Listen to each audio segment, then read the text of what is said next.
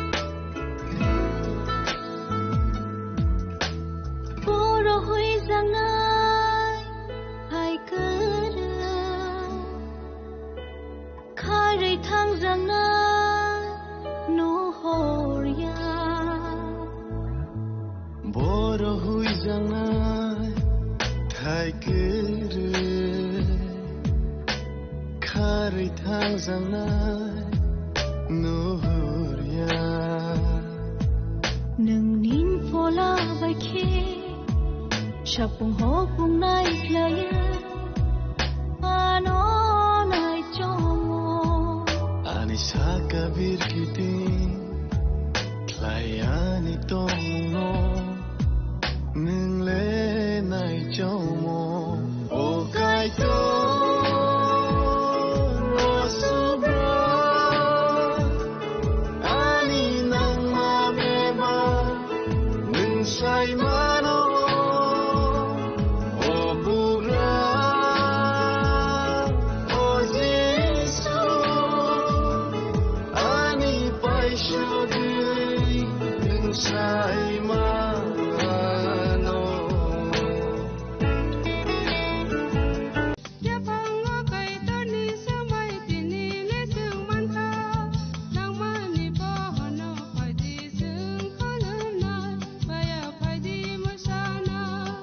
Kok naya borok ni langmawo hamsa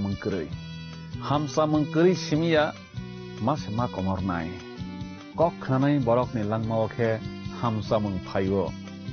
mengphainai simia ayo kolok bo nanai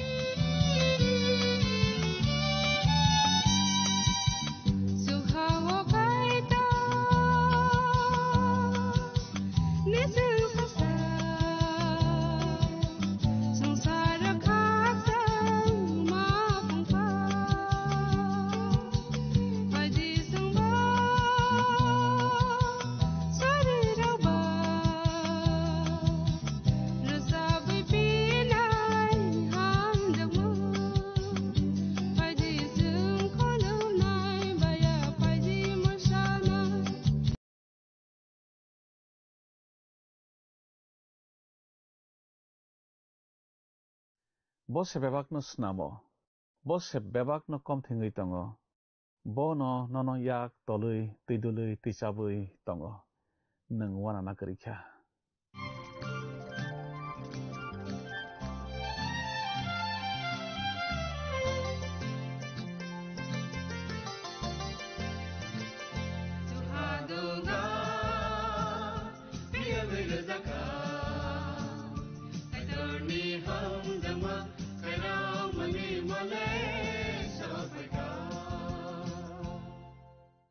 Pandani pelawo olang mani khorang pandanai tone jotto khapani takhukte bukhusona ang hamjakma te chi bairewi tinini pandawo haina hailam sokjao belai ke hambai o pandano nai mani bagi te kai torni kok thairokno knare ki srangragi tamani bagi belai ke hambai Haikeno buskangni salrogo bo kaitoni kok thairokno khnarik srengrik deha khenang teibo phalawatori logoi manwana jengtini khe khnalainai sumai katalina phunukjak mani bijap rembani tangsani simi tangsi brei jorana tui oroke seng chini sobrai Jisu Kristono phan ganang khe nuklaiwana bini yago sil kaisini khlaijak bijap dolsa kebo abono sakakui phiyagui khok tangi mannai krei johon sajakha juda bo songni mangrung Jisu Kristo bo simi se a sil sakagui phiyagui manohnai johon naisai naiba mangrung se nogya mera busara tharjak se kaitoni asok phung buskangon nogo sobrai Jisu Kristo mera busa a bijap nakha kheno chokna hawo lob laimani khorang kuplang ithangkha okrarok beba khorok bamlai baiwi Kristo bororokni bagui thimano tuiwi lob laibaikha bebak snamjakrokno sobrai Jisu Kristono malob baikha bose lobjak nani chugo hnai phaido kok thairokno ti chung tabak kaham khe khnalainai sranglainai tamokhe resap montang sa sakang khnai bakhana tiyar khlai na laigrana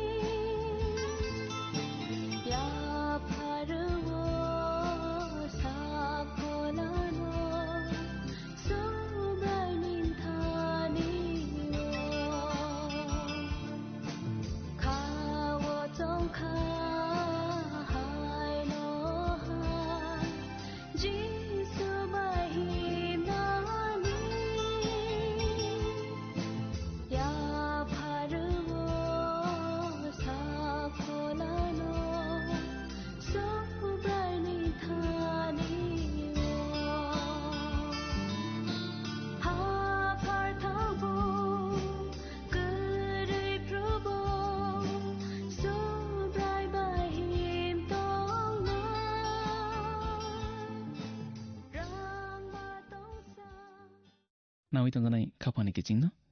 Ang tinini o langmani kharang pandawo matanai sa sobra Yesus Kristoni bisingtui hain hai kapang ya pari lamsok japio. Kicing tinini pandawo ki jeng khnalaibana tei sranglaiwana sumai katalni phunuk jakmani bijap rembani tangsani smi tang chibri chorano teiwi khnai tangganai kapani kicing jeng tabokhe phunuk jakmani bijap remba no teiwi khnalaisnai. Remba wo bu mothano nokhasaka o Kristo bai kene noklai onai jeng. Phunuk jakmani bijap rembri bai remba wo jeng noklai wo poito khlainai mothano chukha wo Kristo bai khlai. Subra Jesu Kristo boni sagri rokno sawo ang norokni bagui tongthai snam sogina thango ang tongthani wo norok bo haina tongui manbai wana. Jeng akono biang nuk hamale smai katalina johon silangmani kotma kaham bijap rem sibrini tangni smi tang thanjarawo jeng salsa bobai tongui nai jeng poito khlainai rok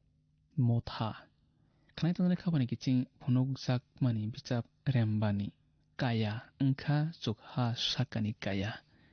tekto kotor rokhlaina bagui tiar engui tongkha motha nokha saka ose engnaiba tekto kotor ni bisingtui bo malai klak rembri ni kokungkha motok singho bai mera mangnui Kristoni marise elembago tei a kokthaini rembani kok bokrok khnai tongjanai khapani kicing bo ne phankrak tei mothangnai o bsabo asuk engmarok bose khlaio tei bon khlainai phunuk jakmani bijap rembani tangsao jeng swijak noklaio asuk phango asugui tongnai sani yagra yago ang bsap doljak dolsa nukha abo bising saka swijak mamang phia sil kaisini bujak ni chengoro rembani tangsao swijak nolaio kicing aphakai tur boni yak bai romui tongo a sil kaisini tokjak bujapno abo tui khe sil tokmung rumbugra ha bisingobu raida snamjak tongo aboni bagui omo asom sa sekang sokphai gramania borok khoroksa sawo abo smai katalni bsap nei baksaba abono bus kotorni bsap nei sabayo tei khoroksa borok sawo abono teiwi sungsarno teiwi kaitorni nahormungni phunuk jakmung nei Jeremia bijap remtham chinaini tangdokni smi tang chiba jorawo cheng swijak noklaibo Israel sarok buini hawo matongui baijapru Jeremia boni selengno sawo panthor paiwi bumung khlai nadi hnei samani tamni hinba kaitor kokrojak Israel sangrok borokni hawo phirok bainai hnei subra Jesu Kristoni simi se bumung ganang teke boni kre Daniel bijap remsnini tangti thani smi tangchi brijarawo cheng swijak noklaio ang poito khlaio nang ang tonglai tongmani ha ni mung khlai najak Jesu simi se nei bose omono subasnamo o hayungno bose omono mubo mathango naragui botongo phia omo boni se phunuk jakmani busapno saimanna hangke Zakaria bijap rembani tangsani smi tangthano kaham khen saimanna nangsuknai khnai tongani khabani kicing Ezekiel ni buchap doljak khe birjak abo phunuk jakmani buchapni bujap doljak hai se baksa borok wansukbaio a bujabo dagimung kaisi tongo nei te abo bai borokno busthumo nei borok wansukbaio ang sana muchungmani khe haise o bujap abo kaitor Israel songrok bai katal khe ko khalai phimani marise engmana nei abono tebi Jeremia bijap remtham chisani tangtha chisa te tangtha chi thawo swijak srai khe cheng noklaibo asuk simia rum bisap rem chisani tangni chidogni simi tangni jisni jorabu srai srai ke swijak jang noklayo a kok thairok jang Hebrew bisap rem chini tangni chidog jorao tei rem chini tangchi sni nismi tangchi char jorao bu swijak noklayo smai kasam borokno taklai di tasok di hano chukjaya borok bo sati tongui manlai jaya dagi mangkai chi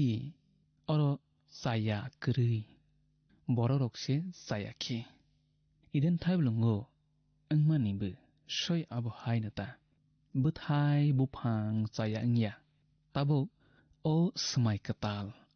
asuk phango asugui tongnai sha sobra Jisu Kristoni arose snarjak phunukjak mani bijap rembani tangni ojang thangnai swana oro jang swijak noklayo afru ang suari phanganang khorok sana nukha bohai nei sotonei saklaikha sabo silrokno sakagui obusapno phiokna chu nichingro swijak nolayo sabo o sangsarno ani honaiman sabo omono naikoliman sabo soi bus khlaiman na te saboni kaham tongna kaitonni kogo sawo borok mung sasugya nai suari phanganang hamani engkha phan gnang mang suari hamani sotonui saklayo hamani bisingti saiman layo bo tabuk belai phanganang ma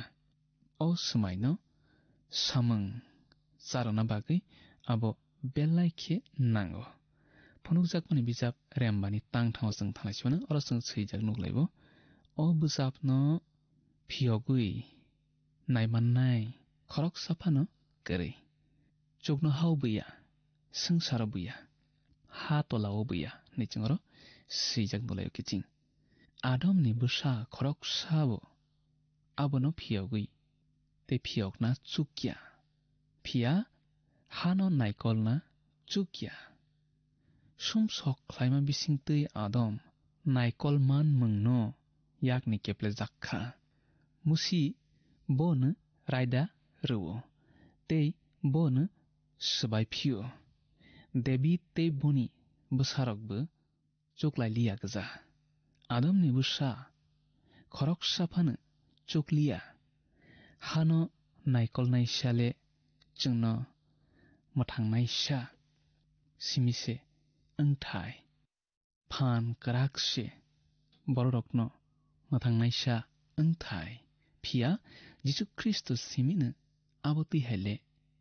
tongshu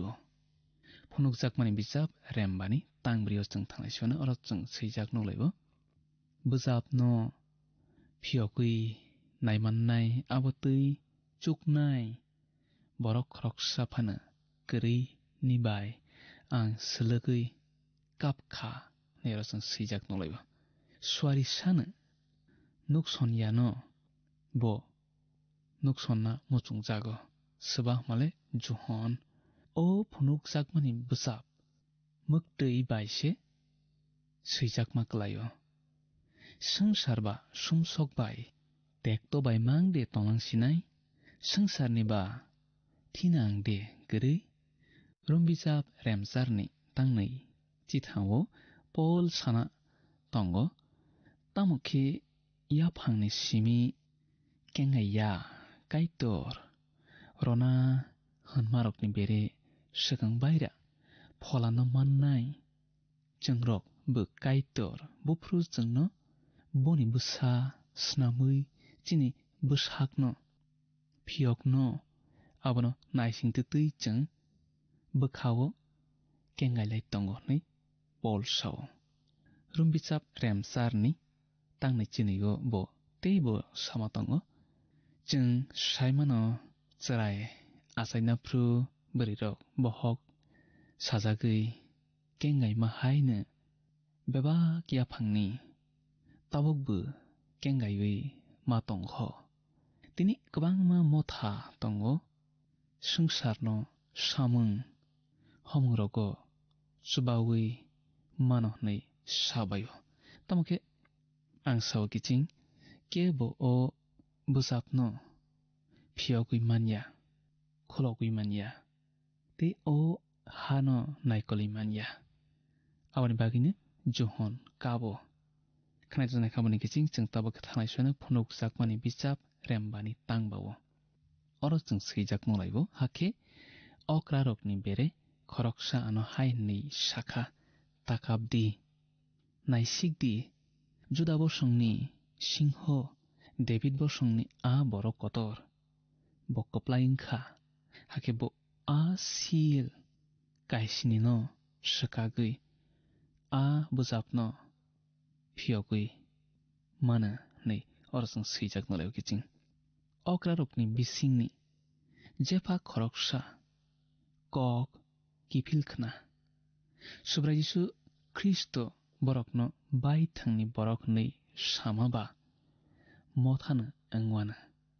johon simani kothama kaham remchi bani tangchi bawsung okokno sijak noklayo subra jisu kristo nono ano simi mothango ahaya ohanabu mothangai na tongobo david bosongni singho neiro sawo omo bose angai tongkha suba male subra jisu kristo jacob thayano wo busla khorok sinai rokno ringui butuklai kokdiari salang marokno chung raisamang bijap rembrei jisukuni tang chukuni smi tangchi chorawo noklaibo juda busongni singho subrai jisu kristo na bo david ni busabuklaibo samuel bijap kangnei ni remsini wo bo sawo nini bosong tui ang borok khorok sano tubunai bo o borokno simi naikol glak bebag hayong no sebo naikol nai subra jisu kristo naikolui mano phunuk jakmani bichap rembani tangdago chung thanglai sona oro chung sijak nunglayo kiching afru a mabri rokbai tei okra rokbai chorcha reker jakhe mera busa masano ang asuk phang kacharo basajak nukha a mera busano buthar jagui phaijak hai nugo aboni bokhorok ni bokorong kongsini tongo mokolbu kolsini tongo a mokol rok engkha hayung ganangui rohorjaknai kaitoni phola kaisini rokse naichungoro sijak nuklayo mera busa masa naichungoro sijak dongmani abo soi mera busana omoni bisingtui sananayo bo koinini ti ratharjakna bagui soiwi tongo nei subano subra jisu kristono mera ratharjakna phru soprewi tlangjak tuine kristo bahaine talangjak kha bo thaisabo khukperia aje bisap rembasi thani tangsni o okono chung sijak nglaibo sangsarni sumsokno rosai tlangnai kaitonni mera busa bon chung okokno johon seimani kothama kaham remsani tangnai chichuko sijak noklaibo buthar jagui phaijak hai nogo naichung thaising khok tanglaika omo muthangna bagui kristo theimani kokse bokrima singsakhe buthar jakha suba male subra jisu kristo basawi tongo naichung sijak nonglaifio o kokungkha bo thangui basamani kokse kaitonni yagra bukhago bo asogui tongya botabuk thanghing angina tongo phan baise abobu ohawo bo phainaikha tekto kotor bus hayungno ilakronai hayung sakao nokbar khe sipna se chengui tongkha khnai tongnai khapani kiching subra jisu kristo kothaino meseni thangai basakha nono anom thangnani bagai nang subra jisu kristo no poito khlaidi hakhin nang bobai mo thangjaknai nini bebak sumsok tongmarok nakarjaknai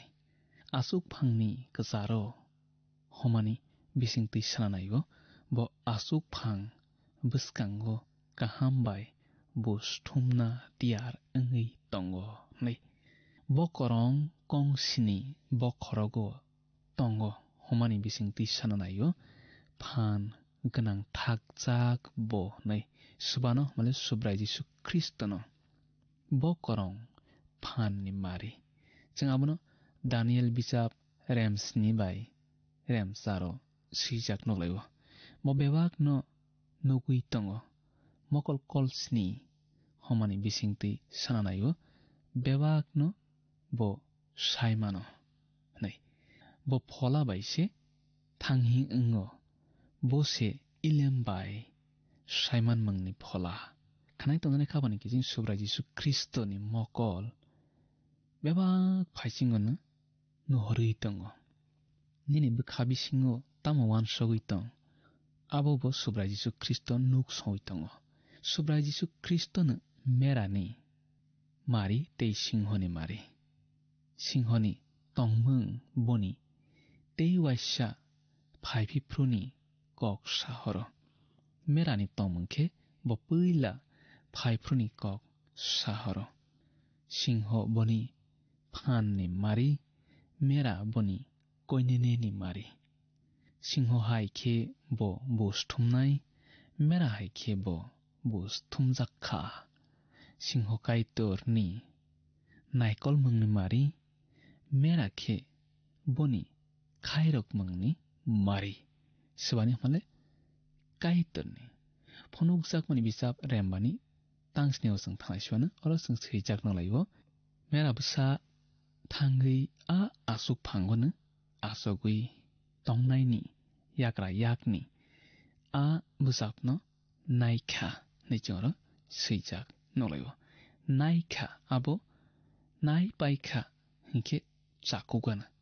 subrai Jisu Kristo tekto kotor tubunai bo kaham bai bo sthumnai bo kaham bai hayungno naikolna skang bo sthumnai bo mothani bagui sasromang tongla tamni hinba motha tabu bobai se engkha bo busthumnai sha ni samungse khlainai kha tabukhe suba male subrai Jisu Kristo phonukjak mani bijab rembani tangcharo sing thanglaichwana oro sing sijak nolaibo bo abono nakhenu a mabri rok te okra khorok nei chibri rok mera busani buskango patapsa klailaibaikha jotoni yagona chongprenggnang jotoni yagona satrai hoku dumjak rangsakni dugol ganang gja a hoku engkha kaitonni bororok suri sanmase nichangro sijak nolaibo bo busapno mankhinu eba nakhinu nichangro sijak nolaibo bo bujapno nakhinu homa bisingti sananayo subrai Jisu tabok yago nai paikha samungno homani koksyamo naidi mabri rok bai okra khorok nei chibri rok bai merasa lopsakmani chongpreng abo lopmungni marise okra rok abono tamlaiya okra rok ochai haikhe samung tanglayo aro chukhau poito khlainai motharok simise ochaini samung khlaibainai satrai hoku dungjak dugol homani abono tosti bai kepleng satrai sokjak hingkhe chakugana omo kathar bororokni lopmungni marise sanaklaibo okrarok wngkha Kristoni bwsakse motha ta tei borokno osairok phonukjakmani bisap rembani tang chukunismi tang chi jorao chung sijak tamotong khoktangai nalaigrasnai oro chung sijak nolaibo borok hainei resap mangkatal tangsa resap laikha a bujapno yago nawi abuni silrokno sakakna nungse chuknai tamni hinba nung butharjakha hakhe nung thৈमा bai joto bosongni joto kokni joto dofani tei joto hani borokno nang kaitoni bagui paikha nang borokno chini kaitoni samung khlairona bagui bugra bosongni osai snamkha hake borok haktoro bugra ngnai khnai tonani khapani giching chingtini asukno khnalai gasnai buskani pando sing hana hai tebo kaitani kokthairong tui kaham salaibana sranglaibana teboni hamari yachaklinai tini sang asukno khnalai gasnai kaiton nangbai tonga sithang hambai khapani kising belai ke hambai o pandano naimani bagui te kaitoni kokthairokno khnaragui srangragui tongmani bagui nana hambai maruo tini sang khnalaikha kaitoni yaphawo se sini thinang aboni bagui jeng bono sini sakmang phola bebak yapari tongnani klayo bose bebakno snamo bose bebakno komthingui tongo kaitoni wansukma khasap marok bebakno kaham sini bagui kok khnamungno kaitor chini thanio belai khe noknani musung jago phadi kok khnama bisingtui chini subraino naisawi tonglaibana bose mothangui bo manoba bono simi samung nangjaklaibana जों sak-sakni phanno torjaklaiyawi bini phanno torjaklaibana phaidiao kokthairakni pari जों tabo kaitona hambai rolaiwi suriwi pandana mothangma bakhak thanglai surinai kucho tonai chini apha kaitor nano belai ke hambai nungchang bai tongmani bagui nini kokthaini bagui hambai जों tini khnalai marok bai जों khaksango khasrango tongthogo panda nai tongnai tenini kokthairokno khnaraknai srangroknai rokno nung khaksangma tongthokma koplung khlaidi hamari koplung khlaidi podre pod jangjal birmani phiyawi tongdi barokno surima jisuni mung bai sana amen belaike hambai khapani takhok tei bukhok song jottona opandano naitomani bagui जों buskani panda haina hai malai laifisinai tini asuk nang sithang kaitor nono nini nogo jottona hamari bai khobui tonasithang hambai Haidi Thangnai panda phunukjakmani bijabni sengmarini saklaimung khnalaigrano Thangnai pandani sengmarini saklaimung wngkha si mangrung Khapangni kiching phaidi tinini sengmario hablaiwano tinini sengmari khe phunukjakmani bijab rembani tangsao juhon sil kaisini bujakhe tamono nukhamung a koktun b bijab dolsa c ura d langa Khapangni kiching o sengmarini saklaimung khnaphungni damsnini bisingono jungno a b c d bomo ongnai sahorbai jadi chini number WhatsApp iba SMS khlaioi 8414859961 Sahorpru norokni mung nikumabo si rohorke belai no hamnai Nung o pandano chajakna hane kha khlaio jungno miss call khlaidi hakhe nung bo kaplai ngai manwana